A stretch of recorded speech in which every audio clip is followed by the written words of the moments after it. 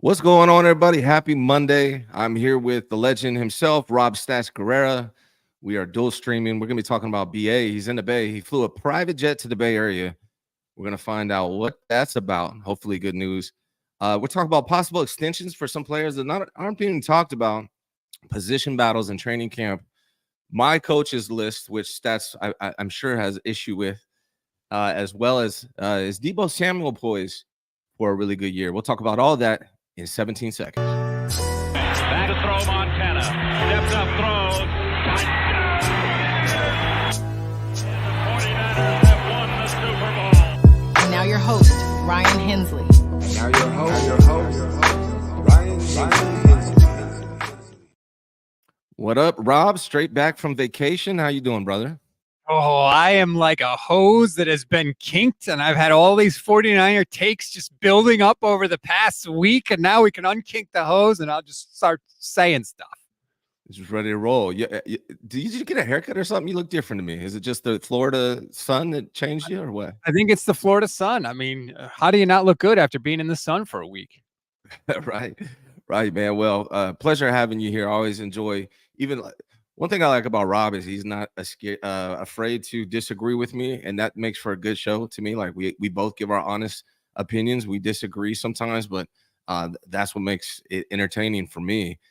So I'm glad we're going to talk about my coaches list. Rob didn't seem to be a big fan of it, but before we dive into it, I want to ask you why BA jumped on a private jet, and mind you, Brandon Aiyuk lives in Reno, I believe, and so. Coming to the Bay Area isn't him just coming home. He's coming to the Bay Area for a reason. What is the reason? Is it just burritos in San Francisco or something else? I don't know. That was really surprising. And not only did he go, but he let everybody know. Like the only reason we know is because he posted about it. Does that mean a deal is coming? I don't know. You know, the Niners like to have that picture, the guy with the big red pen signing the contract. It's really, really interesting. Or maybe he just wants to throw with Brock Purdy. I'm not really sure. Yeah, it's interesting to me. I'm hopeful that it's a big news day and we get a breaking news that Brandon Aiyuk has signed with the 49ers. I haven't talked too much about this. I've talked till I'm blue in the face about it with a lot of people, but I haven't talked to you too much about this. If Brandon Aiyuk requires $30 million per year, do you want the 49ers to sign him? Yes, but only if they actually use him enough to have him earn that money. That's my biggest thing with this is the question to me was never about is Brandon Aiyuk skilled enough to earn $30 million a year, because that's the market for wide receivers, give or take a couple million here or there. The question for me is, are the 49ers going to give Brandon Aiyuk the opportunity to produce enough to earn that contract? In my opinion, they have not given George Kittle enough opportunities to earn his contract. They need to throw him the ball more. He needs more targets because he's great at it. They're paying him to be a top receiving tight end, and they're not giving him the opportunities to be that. And so that's frustrating. And it's the same thing with Aiyuk. You let him cook, as they say. Give him, 120, 130 targets a year, and that'll justify the $30 million contract. What I think the 49ers are having trouble with is saying, yeah, we'll give you $30 million, but we only want you to have, 75 catches a year. Those two things kind of don't match up. So there's been a lot of talk about a change in philosophy because they drafted Ricky Pearsall and they already had these wide receivers. And you're talking about justifying the paying Brandon Aiyuk $30 million a year. So is it possible, one, that they sign Brandon Aiyuk for $30 million a year? Do you think that's going to happen? And two, after doing that, is there a change in the philosophy that's coming the 49ers way as a result? What I think they'll do is they'll sign Brandon Aiyuk to a contract that's $30 million a year, but I think it's going to be kind of one of those, that's the number that comes out when it gets announced, but then when you dig into the details, you see that, well, the last year of the contract is really big, so that inflates the average annual value. Kind of like Amon-Ra St. Brown, when you dig into he's really around about $28 million a year. I think that's ultimately what will happen for Aiyuk. It'll, put lipstick on a pig, so to speak, and it'll ultimately get done. Now, is there going to be a philosophical change? Not on purpose, but if Christian McCaffrey gets hurt or declines a little bit, we know he's, getting up there in age for running backs. It may sort of happen organically to where The ground game is just not as effective as it once was. We have to pass more. And so it might just sort of happen by default. Yeah, I'm not sure I'm sold on the philosophy has changed. And even Kyle himself was asked about it, said no, Mhm. that he's not going to. I think this team is always going to be run first, and everything will be based off that. Now, I think they might pass more. In regards to BA though, I've gone back and forth. I've always been the let's extend Brandon Aiyuk guy. That's how I was for the last 2 years. To me, Brandon Aiyuk is the kind of guy you just no question want to retain on your team. He does everything right. Everything that you could want from a wide receiver, Brandon Aiyuk does. So to me, and not just a wide receiver, from a teammate, from a guy that's willing to work. He seems to me that he wants to be great. He seems like the kind of guy that will get an extension and still play with that same tenacity and effort and energy. He seems like that kind of guy to me. To me, those are the kind of guys that you sign and you make part of your team. Him and Brock Purdy could be a dynamic duo for years to come. So that was my initial thoughts. Then throughout this offseason, it's become, maybe just me being a fan, impatient, like just do this shit already. Excuse my language. Do this already. Get it done. And so I've wavered on that. Now I'm back to where I was in the beginning. Pay Brandon Aiyuk. If it's 30 million, it's 30 million. You can work out the contract situation to make it not hurt the 49ers so much. And if you can lock him in long term, you got a great wide receiver who does everything you could ask for long term. And, in 2-3 years, his contract won't even look that bad. That's kind of my thoughts right now. How do you feel? I'm fine with whatever direction the 49ers want to go with, to be honest. I know that sounds like a cop-out. If they want to sign Brandon Aiyuk, great. He's really good. No problems. But if they decide, hey, we're not going to do this. You're on the 5th-year option this year. We could franchise you next year if we want. We could franchise you a year after that, whatever the case may be. I'm fine with that too. I remember this team getting to a Super Bowl when Brandon Aiyuk wasn't a thing. Like, it's okay. We can manage that. We have one of the best offensive head coaches in the league. The 49ers scored 60 touchdowns last year. That was most of any offense in the NFL. There's life after Brandon Aiyuk. He's not irreplaceable. And I know Kyle doesn't think he's irreplaceable because he's talked about how he can kind of fake it with wide receivers. He knows he gets people open. So if they wanted to go that route, I would be okay with that too, to be honest with you. But I would like the situation to get resolved one way or the other. Here's my question. I don't think Brandon Aiyuk is irreplaceable. And I do see the trend, it seems like, going throughout the league where I don't know if it's going to make sense to pay these wide receivers this ridiculous amount of money in the coming years. I feel like it's headed in the running back direction with these wide receivers. So I understand that part. And I don't say that Brandon Aiyuk's irreplaceable, but is he replaceable this year? Like if the 49, if he's holding out in those games where let's say he holds out 8 games and, maybe he'll come back week 9 and he finishes the season strong and maybe that's all they need. But if this team goes without Brandon Aiyuk and all they have is Deebo Samuel, Ricky Pearsall, and Jawan Jennings, are they capable of being as effective as they would with Brandon Aiyuk with those people? I would say no. I think it's fair to assume that there would be some drop off because Aiyuk is a very good player. But are they still good enough to win a Super Bowl is the real question. And I think that they are. I think that it wouldn't be as pretty. They wouldn't be scoring, 30 points a game. But could the offense be good enough? I absolutely think it could be. And I think that's really what matters to Kyle is when he makes his list of the players that are indispensable for a Super Bowl, the players we got to have and got to have healthy to win the Super Bowl. I think he goes McCaffrey 1. I think he says Bosa 2. I think he says Warner. I think he says Trent Williams. And then you can throw in a bunch of guys. Deebo, it would be on that list for sure. And then you can throw in a bunch of guys. I don't think Brandon Aiyuk is on that list, frankly.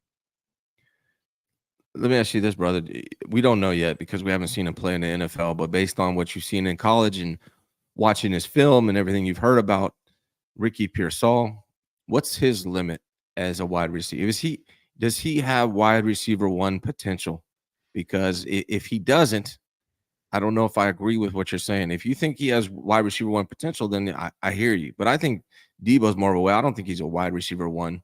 I've been saying it long before Brandon Aiyuk was clearly wide receiver one, I was saying he's wide receiver one. Deebo's more of a weapon, a gadget type player.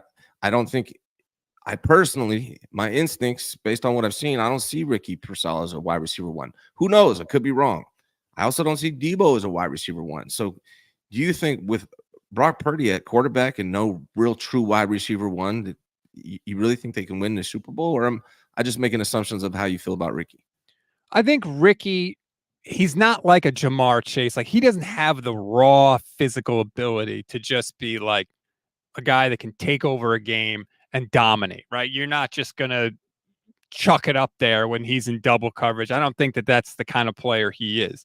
But I think he has really good physical ability. I think his skills match up well with what he's going to be asked to do in the Shanahan system. And he's going to get a bump, right? He's going to get the Kyle Shanahan bump that every offensive player gets, because Kyle does a great job of putting everybody in a position to maximize their strengths. So he doesn't necessarily have the physical ability that some of those other guys have, but does that mean he can't produce at a level that's up there with some of the better guys in the league?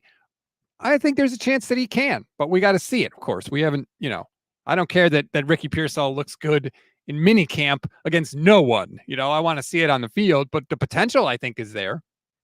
So right now your position is you're not sure if Ricky Pearsall can be a wide receiver one. Correct.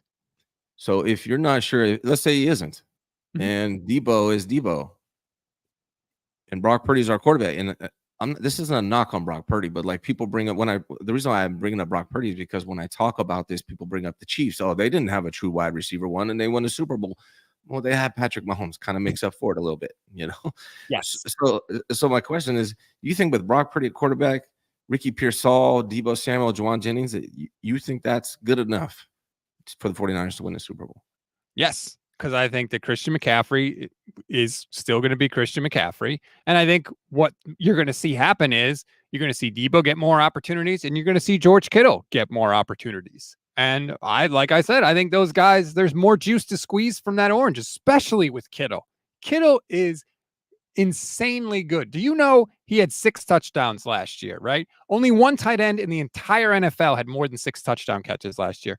Kittle's touchdowns averaged 30 yards. That's a ridiculous number, but that's how good he is as a receiver. It's how good he is after the catch. He is so damn good. And I think they've got like one, maybe 2 more years of high level, like peak George Kittle left. He's had the surgery this offseason. He told, was it Barstool, that he lost 30 pounds this offseason, and he wasn't able to work out. Like, you're seeing the toll that his physical play style takes on his body. But I think they got 1 or 2 more years out of him. So yeah, if Aiyuk is not there, it's going to be dependent upon these other guys to pick up the slack. And I think they have the guys to do it. I really, really do. I mean, they still have great weapons, even without Brandon Aiyuk. My question is, like, is Kyle really going to use Kittle that way? Because he hasn't really done it thus far. So, I'm not convinced that he will do it. I hope you're right. We got some super chats, man. Let's hit these up real quick. Kyle Levy stands on done. RLB2SQ. That's the last time I'm saying that entire name. It says, morning. Can't wait for you to moderate debate. So is this accurate? Am I moderating the debate on Thursday between you two? It's Hell me. yeah. It's you. It's Brother Bob. We're going to do it. We're going to have the Kyle Shanahan debate. I can't wait. Before I went on vacation, we were arguing back and forth on Twitter, and I invited him to come on the show. I was like, let's do a show. I will disassemble you, and we can get past this ridiculous Kyle Shanahan hate. Yeah. So we're going to do it. It's going to be fun. I'm looking forward to it. This is awesome. So I'll moderate it just like a presidential debate. You'll get we'll figure out the structure. You guys will know up front. We'll flip a coin to see who goes first. We'll make sure it's structured and organized. I'll do a much better job than they do on the presidential debates on CNN or wherever. That's a low bar, but I have confidence in you. I'm ready for this, man. This is exciting. So tune in Thursday. Dave Barclay, who I just met yesterday, came by, gave me a Patriot Builders t-shirt that I'm wearing. Good to meet you in person, Dave. Says everyone always remembers why you're here and what we do it all for. Keep your heads up. Keep grinding. We need to always be the best at versions of ourselves. What's up, guys? Let's get it. Gotta love Dave and his positivity, man. brother Bob. That's what I'm calling you. I know who this is. Says Ryan Mofo OG doing some work, but listening, brother. Right on, man. Bob is a lawyer, man. So Rob, you're gonna be debating a lawyer. I hope you're ready for that. That's going to be tough. I don't expect this to be easy for sure, Yeah. but I just feel like the facts are on my side, and that always helps in a debate. I respect that you are not worried to do this. A lot of people don't have the huevos to do this, and I respect it. Both of you guys are man enough to do this, so I'm looking forward to this. Make sure you guys tune in Thursday. Dave Barkley says, so what's up with BA? Who's our best receiver? I don't know, man. He flew out here for a reason. So I'm hopeful. I think he means without BA. Oh, so without BA, who's our best receiver? That's the thing. We don't know what Ricky is. I don't know what Deebo is. I don't think you can say Ricky right now. I will say this. Deebo Samuel and Brandon Aiyuk average 73 yards per game. Both of them. Now, Aiyuk gets his through the air and Deebo gets his through the air and on the ground. And of course, they do it differently, but the production is still the same. It's frustrating with Deebo. I get it. I'm on board. He struggles against good man coverage, all that stuff. But let's also not act like he can't do anything on his own. Like what he does do isn't really, really good. So, yeah, if you take Brandon Aiyuk out, I would say Deebo is the number one wide receiver, and I think he would be the number one wide receiver on a lot of teams around the league. And we're going to be talking Deebo Samuel as soon as we're done with these super chats. Thanks for bringing that up. I got some opinions on Deebo that I want to share. Flav says, hey, Ryan, I'm ready when you are. Damn, I forgot. I actually have to have Flav on my show. I promised him. So we'll do that, Flav. I'll hit you up. We'll do it. We'll get it done. Might be a short show. I like the debate, like people, I don't like it always to be a one-way conversation. So I like having people on, like, let's talk about it. I have no, maybe I win some of the debates, maybe I lose some of the debates, but whatever, let's do it. So I'm happy that we have this sort of interaction with everybody. I agree, man. I'm not in this to win every debate or be right 100% of the time. And it's actually funny when people are like, you were wrong about this. Like, no, I'm going to be wrong quite a bit, to be honest with you, brother. Like, nobody's perfect. So Flav, DM me, man. I forgot about it, man. You kind of disappeared this offseason. So yeah, hit me up. Matt McCown says if BA isn't there, then your roster's full of injury-prone weapons. I have issue with injury-prone. No offense, Matt. There's getting injured and there's injury-prone. And I think sometimes we cross that line. Those are two different things. Football, you're going to get injured in football. And then there's injury-prone. To me, injury-prone is like a reoccurring injury with some part of your, your knee, your left knee is always going bad. That's injury-prone to me. I don't know. How do you look at injury-prone versus injury, Rob? It's a fine line because I know what he's saying, right? Like George Kittle has missed games every year. Trent Williams has missed games. Deebo Samuel certainly has missed games from time to time. I don't look necessarily at those guys as injury prone. I look at Brandon Aiyuk as incredibly healthy. I think he's missed one game in the last 3 years, something like that. I don't look at the negative side of it. I think it's a credit to Brandon Aiyuk that he's been able to stay as healthy as he stayed. Like when you look at Deebo and George Kittle and their physical play styles, it's not difficult to see why they get banged up, So I think it's more of a credit to Brandon Aiyuk than a knock onto those other guys. Yeah, it's one of the great things about BA is his availability. Availability's the best ability, as they say. Yeah, shirt fits, Ryan. Yes, Dave, fits perfectly, man. XL, I appreciate you.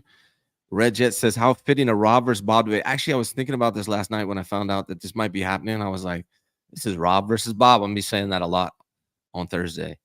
Actually, I want both. Can you guys send me like a picture? I got to really do this thumbnail great. Like I need to like impose your heads on like the presidents and really go all in. Rob versus Bob. I'm looking forward to this. And then last one here. Deebo can't beat press man. Isn't that main trait for a number one wide receiver? Matt, thank you for the super chat and the transition for my next topic. Let's talk about it. Deebo Samuel, man, he to me looks in phenomenal shape. And the last time that Deebo Samuel was playing for money, he had one of the best seasons of his career, the best season of his career. he's not technically in a contract year, but he's in a contract year, no guaranteed money past this. Yes, Right? he is. So I have a feeling watching Deebo and seeing what Deebo's looking like right now, and considering that he is playing for money, I feel like Deebo's going to have a great year.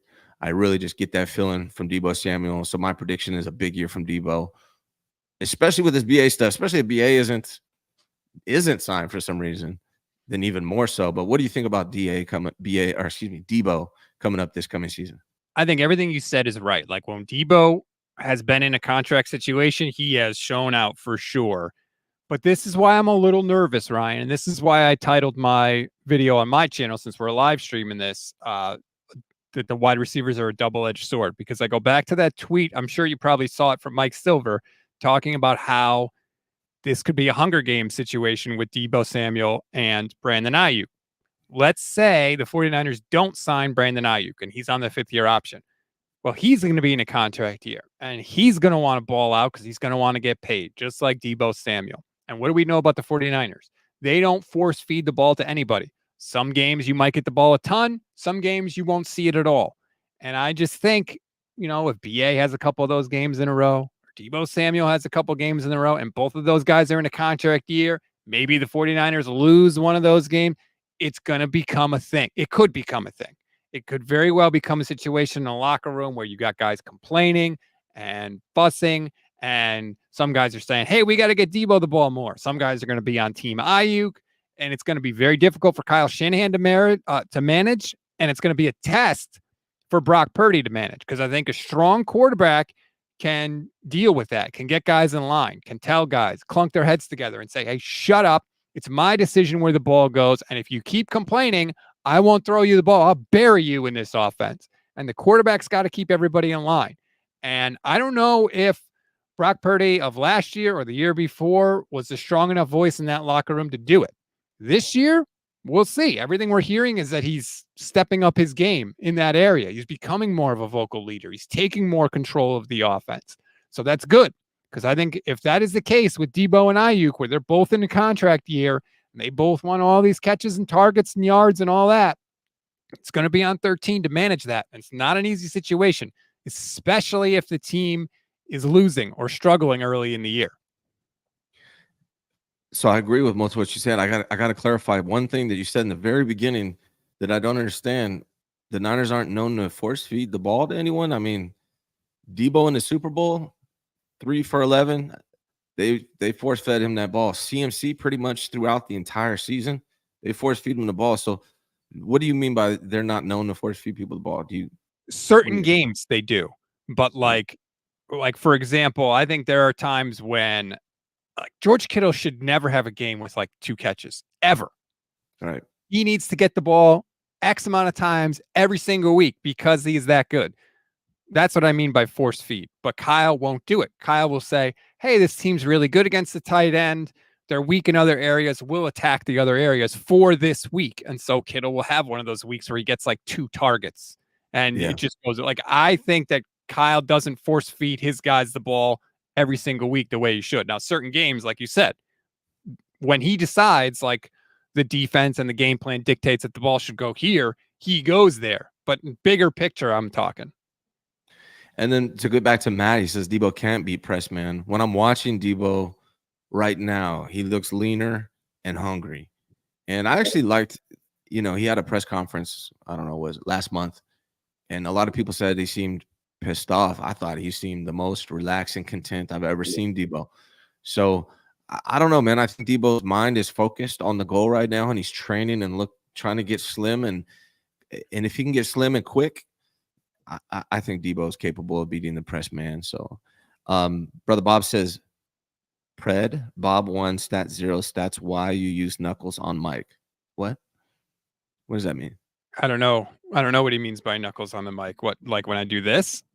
I have a thing where how sometimes you can never get your seat in your car the way you want it. Somebody will move it and you're like, I just can't get it comfortable. That's how I am with the mic. I never have it in a spot where I want it. So I always fiddle with it and move it around and I grab onto the side like this. What an observation. What an observation there, Bob. Thank you, buddy. All right. let's get in this coaching list because I feel like you have some issues with it. Before let me show it. Let me show it on the screen. Yes. I do got to make one correction here. I dropped the ball when it comes to Matt LaFleur. I don't know how the hell I missed Matt LaFleur. I would put him. I'd put him definitely above McDaniel and Saleh for sure. Maybe even higher than Dan Campbell, somewhere in that range. So he'd be like 7, 8, 9 for me, and Robert Saleh would be off this list. So I dropped the ball. Robert Saleh shouldn't be anywhere near this list. 10. The only 10 that Robert Saleh has is 10 lost seasons, which he has 3, by the way, which is every single year he's been a head coach. They had he sold his soul to Aaron Rodgers, and they had no backup plan for what if this ancient quarterback gets hurt. And then when he got hurt and they were terrible, he continued to stick with Zach Wilson as their season circled the drain. How is Robert Saleh 10th on this list? So again, let me clarify how I made this list, what my thoughts on it were. And also, again, Matt LaFleur, I don't know how I just left Matt LaFleur off this list. He would bump Robert Saleh off this list. So, but I mean, that still puts him in the 11 range, and I'm sure you still have issue with that. Here's how I made this list. To me, this is head coaching. I'm not looking at offensive coordination, defensive coordination. It's head coaching, just the head coaching role. That's the first thing that I need to clarify. And when I'm looking at these lists, and I'll speak on Robert later, but what I want from a head coach is true leadership. Obviously knowing the game management, things like that are important. That's probably what drops Kyle down a little bit, but really just absolute leadership. I got Andy Reid first because he has 3 Super Bowls in the last whatever years. Got to give it to him. Even though honestly, if I'm a GM, and the real one everyone mad at is DeMeco Ryans being number 2. So if I'm a GM, Rob, and I'm like they say, Ryan, you can have any of these coaches to coach your franchise for the next 10 years. I probably have to pick Andy Reid just because of his track record. But really, if I'm just analyzing, if I don't know any of their records, I'm just looking at the man, the leadership, the coaching style. DeMeco Ryans to me is might be the best in that regard from my perspective. But I want to get your take on DeMeco Ryans being number 2. Well, first, I mean, how do you dislike DeMeco Ryans? Everything he did in San Francisco, it seems like a great guy. Love the passion, love the energy, all that stuff. I just think it's a little early to have him at number 2 right now. Like, he's only been a head coach for 1 season. Some of these other guys on the list have more of a track record. So that's why I think I would have him on the list. I don't think I would have him at number 2. How are you judging leadership other than wins and losses? Because clearly wins and losses are not part of it because you have Saleh at 10. So let's talk about Robert, and I'll go back to DeMeco. Robert Saleh, to me, has been cursed with bad quarterback situations. That's Robert Saleh's biggest problem. Zach Wilson was not a good quarterback. Aaron Rodgers hurt himself in the first 4 minutes of the season last year. So we're judging Robert Saleh's ability to coach based on Zach Wilson at quarterback and what else? Aaron Rodgers for 4 plays, 4 minutes. Like, how can you criticize Robert Saleh when he has literally no quarterback to work with? But that's Robert Saleh's fault. The quarterback situations didn't happen to Robert Saleh. He chose to draft Zach Wilson. He chose to sell his soul for Aaron Rodgers and let Aaron Rodgers come in and pick the offensive coordinator who they wanted to get rid of. To me, it's not leadership with Robert Saleh. It's the opposite. He has abdicated leadership and given leadership and control of the team to Aaron Rodgers because he's desperate because Zach Wilson was so bad and he's trying to save his job, which I understand. But I don't think Robert Saleh has been a good leader. A lot of people criticized him for the unexcused absence thing with Aaron Rodgers, and a lot of people think that he made a bigger deal out of that than it was. And I don't agree with that, by the way. I think it was fine for him to say, but a lot of people criticized him for that. I don't look at Robert Saleh as a great leader. Remember when he said, when our offense starts rolling, we're going to keep the receipts. Well, when is that, Bob? When is the Jets offense going to get rolling? Because they were putrid. His defense with the Jets is awesome, and they are wasting it right now. So I don't think that I would put Robert Saleh up there in the leadership category. All right, cool. So here's a couple points you made that I want to respond to. You said his defense is great. That's what he's hired for, right? Mhm. So the part of his team which has struggled is the offense because of Zach Wilson. Now, you point out that he's to blame for drafting Zach Wilson. Well, who did Kyle Shanahan trade 3 first-round draft picks and draft in that same draft? And where's he at? Trey But what does Lance. that have to do with The only reason why that's not an issue is because he fell in to Brock Purdy. None of his own doing. So if Brock Purdy wasn't on this team, what would the 49ers look like at this very moment? And so you can't knock Robert Saleh for drafting Zach Wilson and putting that entirely on him if you're not going to do the same for your boy Kyle. Great. That's fine. I have no problem. Knock them both. Kyle Shanahan's situation he had no effect on what Robert Saleh did with his pick. And Saleh chose Zach. And not only did he choose Zach Wilson, right? Mhm. People miss on quarterbacks all the time. That is not the absolute worst sin in the world. He thought, and they thought collectively, well, if Aaron Rodgers gets hurt, we'll just stick with Zach Wilson. And then, which was dumb, but once you did that and you saw Zach Wilson after Aaron Rodgers and you saw that he was exactly the same player he always was, that he was so horrible, they continued to throw him back out there. Joe Flacco was sitting out there. Any other quarterback they could have got would have been better by default because Zach Wilson was just putrid back there. And yet Saleh stuck with it. No, man, he ain't it for me. I'm sorry. I like Robert Saleh, but he wouldn't be anywhere near my list. I think this is his last year coaching. I think he'll be fired after the season. He might be. And not having a quarterback will do that to you. I still think Aaron Rodgers is one of the elite quarterbacks in the NFL if his mind's into it. Now, that's the question to me. He was on vacation right now. I don't know if he's mentally into it like he should be, but when Aaron Rodgers is dialed in, he's one of the best throwers of the football I've ever seen in my life. Multiple MVP, Super Bowl winner. So if they get full Aaron Rodgers, the Jets could have a hell of a season. So we'll see. But I still believe in Robert Saleh, the man, the person, the leader, enough to have him at number like 11-ish, maybe 12. But let's talk about Kyle Shanahan being 6th on here. Do you agree with that, or where would you place him?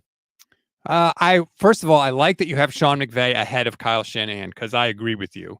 I would have Kyle higher because to me, there's no way Mike Tomlin should be 3 on the list. Mike Tomlin gets more credit simply for not having a losing season than anybody I have ever seen. The goal of a head coach is not simply to have a non-losing season. The goal of a head coach is to get to the playoffs and hopefully win championships. And Mike Tomlin hasn't won a playoff game in 7 years. His Super Bowl that he won in his second year is doing so much work for him. It is unbelievable. They had no post Ben Roethlisberger plan. The last 3 playoff games they played, they have been outscored by 46 points, 121-75. Baker Mayfield and the Browns dropped 48 points on them. Mike Tomlin gets way too much credit simply because he hasn't had a losing season. There is no way, to me, I would have him 3rd in the league. So you would have him below Kyle Shanahan, who's never won a Super Bowl? Yes, I absolutely would. So Kyle gets more credit for losing Super Bowls than Mike Tomlin for winning one. Yeah, Mike Tomlin inherited a Hall of Fame quarterback. Okay, and then the reason why they haven't won a playoff game in how many years is because who is their quarterback? Well, Ben for one of them, and then he's had other quarterbacks since then. I mean, they made the playoffs last year, obviously. And what has he been without a Hall of Fame quarterback? Mid. What was Andy Reid before Hall of Fame quarterback? Awesome. The best offensive mind of his generation. Mike Tomlin is not the best anything of his generation. Again, this is my head coach ranking. I'm judging their leadership qualities. Are you telling me you don't see Mike Tomlin as a good leader? I think Mike Tomlin is a good leader, but that's not your only job. You have to ultimately win games. And Mike Tomlin, his big claim to fame is that he's won slightly more than he's lost since his Super Bowl. Mike Tomlin is a Super Bowl winner, the longest tenured head coach in the NFL. Currently, he's won a Super Bowl. He's a fantastic leader. And if I'm hiring, he's the number 3 guy I'm hiring after DeMeco. I actually think DeMeco has great leadership, and he's going to be a tremendous head coach for years to come. Leadership is the most important thing to me when it comes to a head coach. Do players want to play for you? Do you handle yourself well? Are you accountable for your mistakes? That's leadership.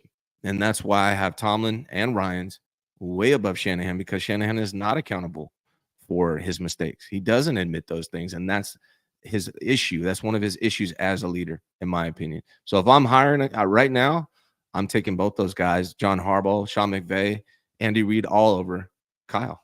If Mike Tomlin didn't coach the Pittsburgh Steelers, he would have been fired by now. But the Steelers don't fire head coaches, so he's stayed. I really think that. I mean, you want to hold Mike Tomlin. If Brock Purdy didn't appear, Kyle on any other organization would have been fired for that Trey Lance debacle. Maybe. We had to see who else would have played quarterback for the 49ers and how many games trade they 3 first-round draft picks and then trade that guy off your team within 2 years. He only played 3.5 games. That's a fireable offense for any other head coach. Only if you lose. Everybody assumes that the failure of Trey Lance would result in the team losing. And the reason they haven't lost is because Brock Purdy fell on their lap. Oh, I agree. I'm not giving Kyle Shanahan credit for Brock Purdy. Like, when you draft a guy last in the draft, you don't get credit for that. Just like I don't give the Patriots credit for Tom Brady. Like, they lucked into that completely. Yeah. But you can't argue that Kyle Shanahan is also not part of Brock Purdy's success. That's a key part of it too. And they went to the NFC Championship game at least every year that they lost one of the first round picks because of the Trey Lance deal. So you're not going to fire a coach for the Trey Lance debacle if they keep winning, which is the weirdest part about all of this, is because usually when you flop on a quarterback like the 49ers did with Trey Lance, you don't win. That's why I think it's hard sometimes for people to equate the two things, because really we haven't seen a situation like this before. I can't remember a team missing on a quarterback in the first round high, especially with what it cost the 49ers, and continuing to win. I don't know that it's ever happened, to be honest with you. Yeah, and then huge thanks to Brock Purdy being drafted the last pick in the NFL draft by not even Kyle Shanahan. So they did luck out in that regard. But I mean, some of the mistakes I feel like you point out for like Tomlin are also similar mistakes or even Saleh. Kyle's made those similar mistakes. He just happened to be blessed with Brock Purdy appearing and being the guy that he is. So out of this list, you think DeMeco and Tomlin are the only ones you wouldn't have above Kyle Shanahan that I created? Let's see. I would have Andy Reid above Kyle. I would have Sean McVay above Kyle. John Harbaugh. Oh, man, that's a tough call. That is a tough call. It's the leadership for me. That's what I like. What I like about Harbaugh, Tomlin, Ryans, and Reid, they're very accountable for their mistakes. They're humble. They don't take the credit. They take all the blame. And I admire that about coaches. So that's why I like these guys. I would give Harbaugh credit because, like, he embraces change. He started going for it way more on fourth down. They saw Lamar Jackson and they set up a whole offense that was really unlike what we had seen in the NFL in a little while. So I give John Harbaugh credit. I think I would have Harbaugh above Kyle also. John Harbaugh. Jim Harbaugh, I think maybe there should be a little distance between him and Kyle Shanahan, but then I'm really splitting hairs on that one. Yeah, that one was tough for me, honestly, because I'm a big Jim fan. I just think Kyle's done it longer. He's done basically what Kyle did, or he's done what Jim Harbaugh did, but for longer. And he's also gotten to another Super Bowl beyond that. Shanahan has Harbaugh, like, because 3 straight NFC Championship games in a Super Bowl appearance. Shanahan has done that. And then he also made the Super Bowl in 2019. But if you want to talk leadership, I mean, Jim Harbaugh never should have gotten fired from the 49ers. What he got fired for is because he was an asshole, pardon my French. He alienated the general manager. He alienated the owner. So if you want to talk leadership, you got to ding Harbaugh for that, because just on record alone, there is no way his tenure with the 49ers should have ended. But he was a huge factor in it ending. Yeah, I want to go back to some DeMeco stuff real quick. Let me see if I can find it. Where the heck is it? Sorry, I messed it up. People take an issue with my DeMeco, not just you, but a lot of people. That was the biggest one. They're like, "You're tripping. How is DeMeco Ryan so high?" I want people to see this. In DeMeco Ryan's first year, he turned a 3-13 Houston Texans team into a 10-7 playoff team and drafted a franchise quarterback. He's a great leader that players want to play for. In year one for Kyle Shanahan, he turned a 2-14 team into a 6-10 team and made a mediocre at best quarterback in Jimmy Garoppolo the highest paid quarterback in the league. Year two, they went 4-12 after Jimmy tore his ACL. So people jumping on me like, oh, you're crazy. DeMeco Ryans number 2. He's only done 1 year. Well, his year one was much better than Kyle Shanahan's. Would you agree to that? Yes. I would need to look at this more closely. I want to know the state of the team because Kyle took over arguably one of the worst teams we've ever seen. The Texans were really bad too, though. So I can't say definitively that one was worse than the other. Both trash. It's the quarterback, man. When you get the quarterback, and the good thing for DeMeco too is his strength defense complemented the quarterback, right? So like DeMeco may have been able to take what you might think is an average or slightly above average defense and make them play really well. That only helps CJ Stroud. That only helps his quarterback. So I feel like that worked out well for DeMeco, that his strength complemented the huge success they had in drafting a quarterback. Yeah, and that's another reason why I credit DeMeco, being able to find a franchise quarterback in year one and I think that's what he has over there, and I think that's another reason to give him all the credit. And then if you look at their roster this year, I have the Texans favored to win the Super Bowl. I'm going to hear what you have to say. Get to these super chats after 17-second commercials. Stay tuned. Hensley Real Estate and Mortgage has been serving all of California since 2009. I would love to help you and your family. Whether you're buying, selling, financing, or refinancing, please reach out. I'd love to help. Visit RyanGHensley.com for more information. All right. That was my favorite sponsor of all time. Rob, what do you think, man? I got Texans winning the Super Bowl this year. Am I crazy? You're not crazy, especially because quarterbacks in year two can do some amazing things. Lamar Jackson won an MVP his second year in the league. Patrick Mahomes won an MVP his second year in the league. So it is not crazy to think that Stroud could just go absolutely bananas and the Texans could do some things. It's just so hard to pick against the Chiefs at this point. And I know all the history, right? Nobody's ever won 3 straight Super Bowls, all that stuff. I get it. It's Patrick friggin' Mahomes, man. He's a unicorn. He's a freaking unicorn. He has never, since he's become the starter, he's played for a chance to go to the Super Bowl every year. He's been in the AFC Championship game at least every single year he has been a starting quarterback. That's ridiculous, but that's where we are. So until somebody dethrones the Chiefs, I'm going to pick the Chiefs to get to the Super Bowl out of the AFC. I completely understand your prediction, but I'm scarred by 15. I really am. Yeah. Yeah, I mean, I just don't, like you said, no one's ever done it 3 times. They seem to be having a ton of offseason drama right now, which I don't think is good for their team. And if there's one team that went all in this offseason, to me, it's the Texans. So that's why they're my prediction for this season. Let's get these super chats, man. Matt McCowan says, I love Deebo of 2021, but do we only get that version every 3 years during contract years? Yeah, I think so. Yes. And I going back to the whole is Deebo number 1 wide receiver discussion. No, because if I can't depend on which Deebo Samuel I'm going to get, that's not a number 1 guy. A number 1 guy is more like Aiyuk, right? We know he's going to play and he's going to be the same guy year after year. I'm not worried whether Brandon Aiyuk has, a weight problem over the offseason. With Deebo Samuel, since he's coming to the league, Herman Edwards told the 49ers, you got to watch his weight. He's had issues with that. Like, that's not a number 1 guy to me. That's a completely fair criticism that you don't know which Deebo you're going to get. And that's why I love BA, man, because he's the opposite to me. Matt, we got a bunch of Matt super chats. He said Kyle wanted Zach Wilson also. Yeah, I think if Zach Wilson was there, he would have got Zach Wilson. Yes. But he wasn't. So, like, that's what I mean. Like, blaming Salah for that. Kyle probably would have done the exact same thing. And the quarterback he did draft, he didn't even keep. So, I'm not going to blame Salah necessarily for that.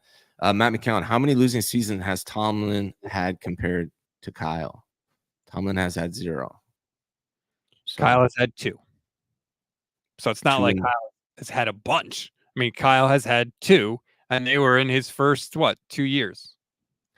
And in Tomlin's first 2 years, he won a Super Bowl, and he hasn't had a losing season since. To me, he's a hell of a leader, man. No question. I love his leadership. Matt says people that defend Kyle get excited about his participation trophies like Tomlin has a Super Bowl. and is the king of participation trophies. Tomlin is greater than Kyle Shanahan. I agree. That's why I had him there. Give Kyle Shanahan a Hall of Fame quarterback. When has Kyle Shanahan had a Hall of Fame quarterback? Never. Brock Purdy, dude. Here it is. Here it Maybe. is. And we'll see. Look, Brock is in year 2 as a starter, a full year 2 as a starter. So, we'll see what ends up happening. And we've never really seen Kyle with a young quarterback and get to stick with him for an extended amount of time, which I think I'm actually interested to see. Does Kyle maybe give Brock a little more control at the line of scrimmage? Maybe he won't. I don't know, but maybe he will. But we've never really seen that with Kyle Shanahan in his career. So I am interested to see how that relationship evolves over time. Yes, sir. Dave Barkley says, great show, guys. Loving it. Just past Reno. Drive safe, brother. He's on his way back to Montana. Keenan says, biscuits are buttered with this stream. I'm glad you're enjoying it, man. Yeah, buttered biscuits are early. Kyle's had 3 losing seasons, by the way. I forgot 2020 when they were miserably injured because I burned it out. 3 out of what, 7? Mm-hmm.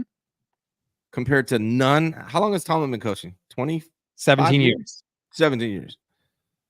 So no losing seasons and a Super Bowl ring in 17 years.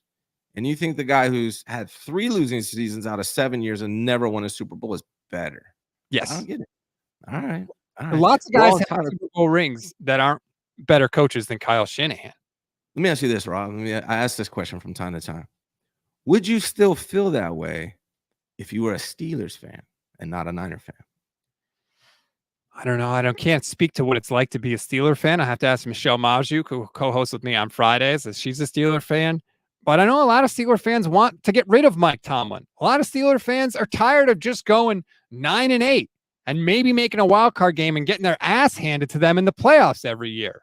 I think that a lot of Steelers fans would say, thanks, Mike Tomlin. Of course, we appreciate the Super Bowl, but it's time for someone new after 17. Again, he's gone 7 years without a playoff win. That's like almost a decade. How many coaches go that long without winning a game in the playoffs and keep their job? Yeah, I think if Kyle Shanahan had won the Super Bowl, he would probably have a lifetime contract and a statue out front of Levi Stadium. So I think I understand why, and I think Mike's a good leader. I think he has lacked with quarterback ever since losing Ben Roethlisberger, and obviously that's a huge thing. I don't know if we'd be talking about Andy Reid the way we talk about Andy Reid without Patrick Mahomes, if we're being real. Well, yeah, the Super Bowls clearly. We're talking about Andy Reid now. He's arguably one of the best coaches of all time. He could finish with the all-time coaching wins record. Clearly his legacy is different because of Mahomes. But he didn't fall into Patrick Mahomes. He got convinced by his GM to draft Mahomes, and he should get credit for that. Yeah, but we were busy making Jimmy the highest paid quarterback in the NFL at that time. We could have got him as well. All right, let's move on. Rob, last question for you that I wanted to talk about, and it could be lengthy depending on how you see things, but are there any position battles in this coming training camp? I'm looking forward to training camp. I'm hoping I'm going to be there. I may or may not be able to do it. I might be in Hawaii, but if I am there, I'm going to be watching a bunch of different players. Who are you looking forward to seeing in training camp? Are you going to training camp? But what position battles are interesting to you? I'm not going to training camp, but there's a few things that I'm interested in watching. Number one, I want to see Dominic Puni, man. To me, there is no reason why he shouldn't be a starter right out of the gate. Forget Spencer Burford. Forget John Feliciano. Put Dominic Puni in there and don't move him all around.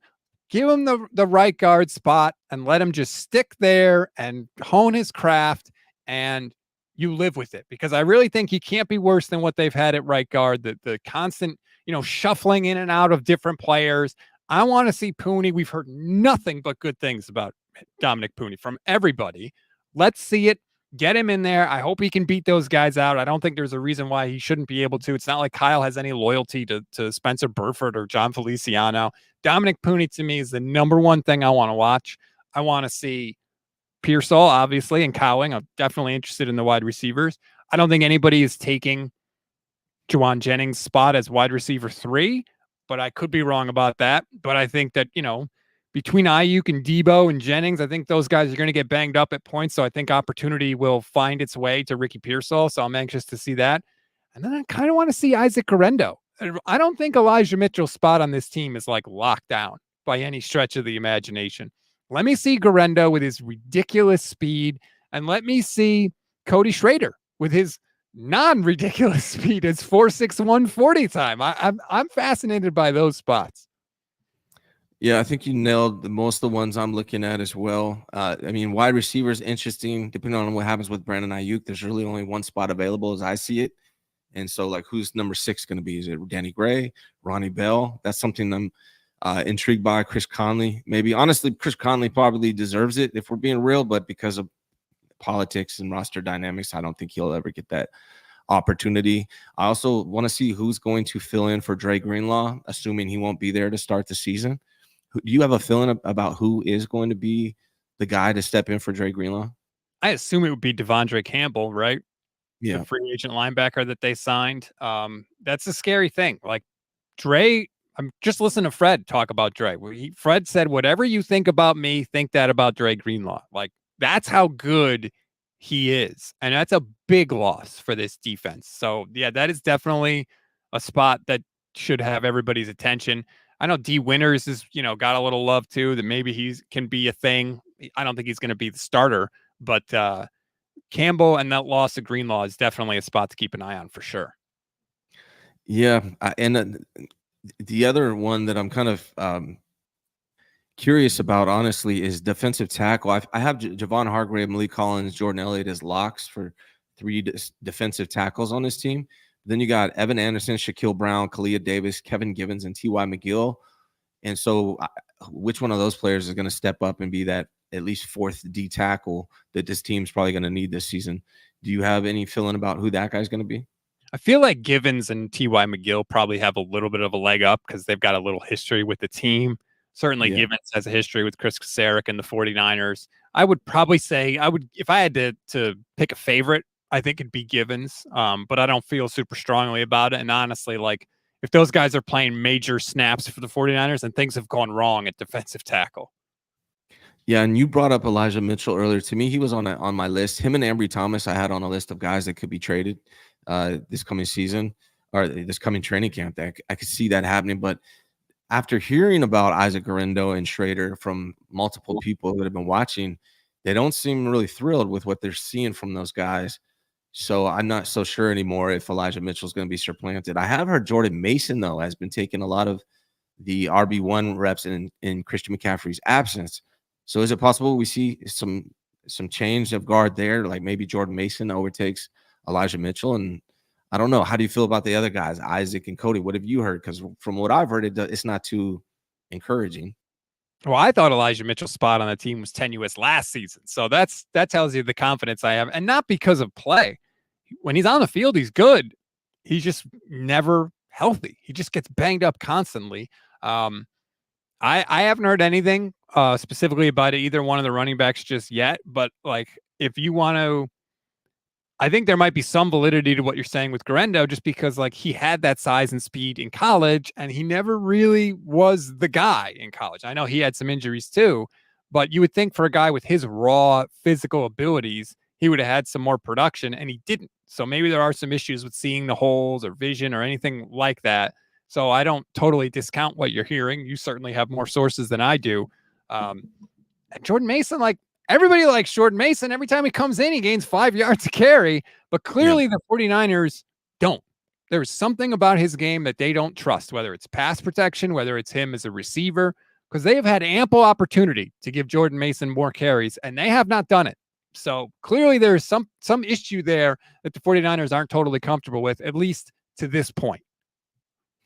It's interesting, man. And, there actually is one other question I want to ask you. It's kind of related to this, talking about Elijah Mitchell. He's another guy that's not in contract past this season.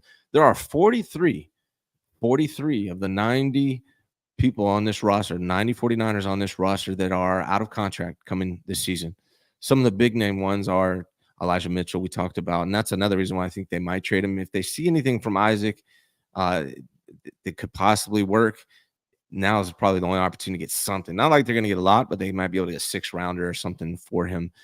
So that's why I put him on that list. Same with Ambry. But then you got guys like Charvarius Ward, Diamador Lenore out of contract. Aaron Banks out of contract. Dre Greenlaw out of contract after the season. A lot of really big name guys. And the only person we are hearing about extending this offseason is Brandon Aiyuk. Why do you think we're not hearing about those extensions? Are they making a mistake by not getting in front of this with some of these players? I think Demo, to me, is the no question guy that should already be extended because he is young, he's good, and he's going to be much more expensive if they wait. What are your thoughts? I think that the only reason we're hearing about Aiyuk is because I feel like Aiyuk is really the only one making a stink about it. And I don't mean that to disparage Brandon Aiyuk, but like Aiyuk is using the tools he has to try and maximize his leverage to get a new deal. Charvarius Ward is not doing that, right? Those other guys you mentioned are not doing that. That's a scary situation. The Greenlaw one is so scary because just play on the field. There's no question you pay Dre Greenlaw. Like, he's one of the best linebackers in the league. He's a top 5 linebacker in the league, I believe. But he's coming off a scary injury. Achilles injuries. I was talking to my son about this the other day. You know, there are some injuries that we are better at rehabbing than others. Like ACL now is so much less scary than it used to be because so many guys have had them. We figured out ways to do it. And it's not a nothing injury. It's a serious injury, but it's not out of the realm of possibility that a guy can tear his ACL, come back, and be the player that he was. We're not there with the Achilles yet. They're not as common. I think it's a tougher injury to rehab. It's a scary, scary injury. So if Dre would take like the kind of contract that he signed previously, I think the Niners would do it. But he probably knows too, you know, he's going to have fewer bites at the contract apple in the future. So he may want more money. That's a scary one because he's so valuable, but there's so much uncertainty there with Greenlaw. Yeah, and I'm going to get to these other super chats, but Matt had a question that I want to ask. Out of those guys, Charvarius, Dre, Banks, Demo, Huff, who's gone next year? Who comes back out of those guys that I brought up? Charvarius, Greenlaw, Aaron Banks, Diamador Lenore, Talanoa Hufanga. Who comes back? I think Ward is going to be the one that comes back, which is scary because he's getting up there in age for a corner, and those guys tend to drop off a cliff pretty quick. But I think Ward would be the one that comes back. But I think with all of them, the 49ers are going to have a number in mind, like Banks. If Banks will come back at the 49ers number, I think they'd love to have him. But I think you have to give the Niners credit for not overreaching for guys that shouldn't get paid. Like, they tend to know when to cut guys loose. Think of Mike McGlinchey, right? Mike McGlinchey got like $80 million guaranteed from Denver. He has been mid at best with the Broncos.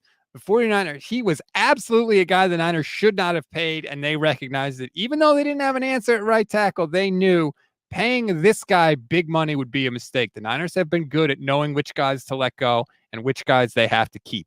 So I think if those guys will come back at the right number, the Niners would love to have them, but they're not going over their number for any of them. Yeah, and the scary one is Huff, because if he comes back and plays like he has in previous seasons, that's a really, really good safety. But it looks like the writing's on the wall with Jair Brown and Mustafa coming in.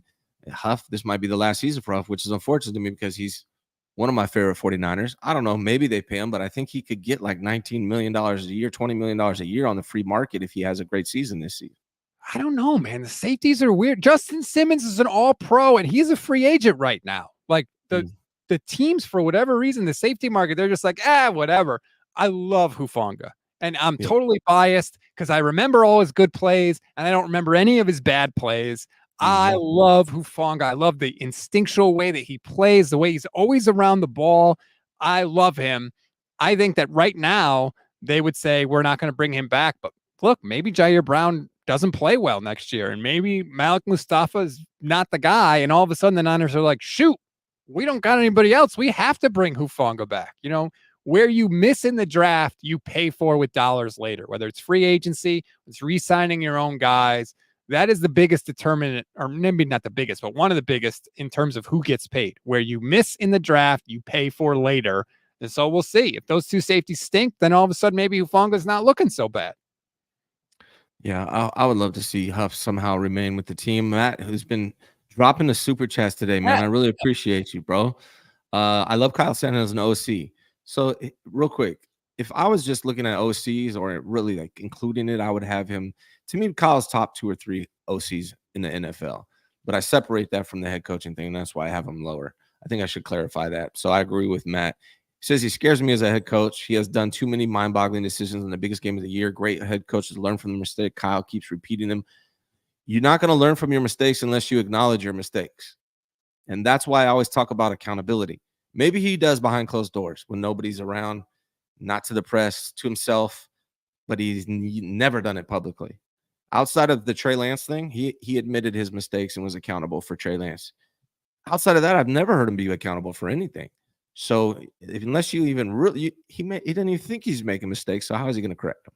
That's the frustrating part with Kyle, is that when asked, like, hey, would you do anything differently or anything like that? He's always like, nope, I'm total confident. And it's like, dude, this keeps happening to you. And I've railed on Kyle for this, and I always will. His conservative nature in game management decisions is a crusher, especially the bigger the game, the closer the game, because the closer the game, the more those decisions matter. And that is a weakness of his. And I really honestly believe this. When you listen to everything Kyle has said, I think that the Super Bowl with the Falcons messed with his head. I think he was thinking, I'm the OC. It's my job to score points. We're going to score as many points as possible. We're going to be aggressive because that's my job. And then they lost that game, and he got a ton of criticism. And even though I don't think all of it was deserved, I think in his brain, what he thinks happened is I got too aggressive and I didn't think about winning the game. And I'm never going to let my emotions dictate my actions like that again. And I think that that's cool, except what I don't think he realizes is that his emotions are still governing his actions, except now the emotion has gone from aggression to fear. He's afraid of what happened in the Super Bowl happening to him again. So he goes the opposite way. He's way too conservative. He almost never goes for it on fourth down. He almost always kicks the field goal. And I think that is what is messed with his head. I really, really do. And I don't know that it's ever going to change, like you said, because he seems to think that he's doing the right thing every time. And that's very, very frustrating. And we'll see if it does. And that's why I don't have him higher on the list. No, I think it's important. Like, to me, accountability is one of the most important things when it comes to being a leader. You have to show everyone that you're going to be accountable for your mistakes, and that it's so important. I can't stress it how important it is. All that being said, before the show's over and I get a bunch of crazy comments that Ryan's a Kyle hater, idiot, doesn't know ball. Like if Rich was to comment, Ryan doesn't know ball. I love Rich, but it seems like that's what he would say. He's ranked 6th. I have him 6th on this list out of 32 head coaches in the NFL. It's not like I'm saying the guy is trash. I'm just saying those accountability things are what's missing from Kyle Shanahan's leadership, along with game management stuff. I think that's what's missing. I don't care if he ever publicly says I was too conservative in the Super Bowls against the Chiefs. It'd be nice to hear, but like, dude, you don't ever have to admit that. Just start changing your decision making. Just start getting more aggressive. Start realizing that your decisions sometimes make it harder for your team to win games. He doesn't ever have to publicly say he was wrong. Just change your actions and I'll be fine. To me, it's he doesn't ever have to publicly say it, but there is importance to saying it to his team. Because if all you do is come out and say publicly you made no mistakes, well, then who's the loss on? What are you saying? Who are you saying the loss is on, Kyle? That you're telling your team that they didn't do their job. If you made no mistakes and you lost, that means you're telling without telling them that you're putting it on the team. And so I don't care if he publicly does it. I'll judge him because I don't see it. But if he's doing it behind the scenes and telling his team I messed up, that's fine. But it has to be done. You can't just change it. You have to acknowledge it, in my opinion, at least to his players. It would also be a little weird if behind the scenes he was like, hey, I screwed X, Y, and Z up. And then publicly he was like, I screwed nothing up. If That's I was why a player, that's why I don't think he does it behind the scenes either. And I think that's important. I think that's the one thing he's missing. You can lose a team like that. I'm not saying he has, but if you are saying you made no mistakes, we didn't lose this game because of me or anything I did, you can lose your players like that. And again, maybe he is behind the scenes, but like you said, to come out and say it publicly, you made no mistakes, and then to go behind the scenes and say you did, I doubt that. I doubt that that's happened. And I think that's why accountability is so important to me. I'll never get over him taking the ball first in the Super Bowl. I will never get over that. That to me, because that doesn't come down to football knowledge. It doesn't come down to analytics. It doesn't come down to anything other than, do I want Patrick Mahomes to have the ball in his hands where a touchdown and at worst a 2-point conversion can win the Super Bowl? The answer should always, always, always, always be no. And the fact that he didn't get that, and the Chiefs, meanwhile, are giggling on the sidelines when they see that he takes the ball first, that to me is the biggest, most frustrating thing about Kyle. Like, he really still doesn't get that? Really? You don't need to be a football genius to know that you shouldn't ever give Patrick Mahomes that opportunity. It was boneheaded, and the fact that he didn't acknowledge it made it worse. And that's why I have him where I have him. Again, before you guys go crazy in the comments, never in my life have I said to fire Kyle Shanahan. I think he's a good coach. I'm just pointing out his weaknesses. All right, Dave Barkley says, is there a wall statue? Kyle needs 3 for that. Hoping for a live breaking news for a BA signing. Hey, man, it might happen. It might happen. Let us know in the comments if it does. Matt McCown says, quick out of these players next year. Oh, we talked about that. Dave Barkley says, how long before the whole team is a new roster? There's going to be a lot of shift after this season. Yeah, I mean, that's a natural part of the league. Like, because of the salary cap and the way things are, there are only a few guys that you're going to pay. And there's only a few guys that you can pay. And naturally, you're just going to have to turn the roster over, because that's sort of how the CBA is set up. The draft is always your source of cheap labor. And you always want to try, if you can, to move in a guy that's going to be as good or better than a guy you have who's a lot cheaper. And so that there's going to be turnover just for every team. You guys, because Rob and I stream together, there's about 500 and something of you guys watching. Yeah, and I appreciate it. Typically, I would try to get to more comments outside of super chats, but it's really, when this many people are watching, this many comments, it's really hard for me to do 23 super chats. So I had to get through those, but I just want to acknowledge, I appreciate all of you guys in the chat. I'm trying to get to 10K. That number's been eluding me for way too long. I'm about 449 away. If you haven't yet, hit that like and subscribe button.